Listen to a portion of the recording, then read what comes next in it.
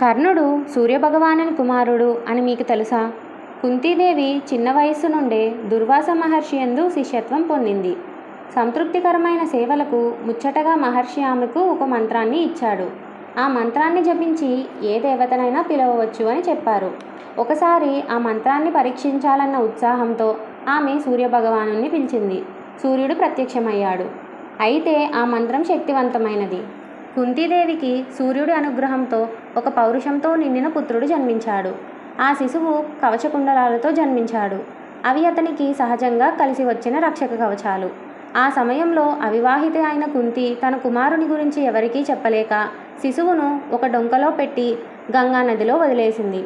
ఆ బాలుడిని ఒక రథసారథి అయిన అధిరథుడు మరియు అతని భార్య రాధ దత్తత తీసుకున్నారు. అతడికి కర్ణుడు అనే పేరు పెట్టారు. కర్ణుడు ఎంతో శౌర్యవంతుడు, ధైర్యవంతుడు. కానీ తన సూర్యపుత్రుడు అన్న విషయం ఎవరికీ తెలియదు. అతడిని సమాజం సూతపుత్రుడిలా తక్కువగా చూసింది.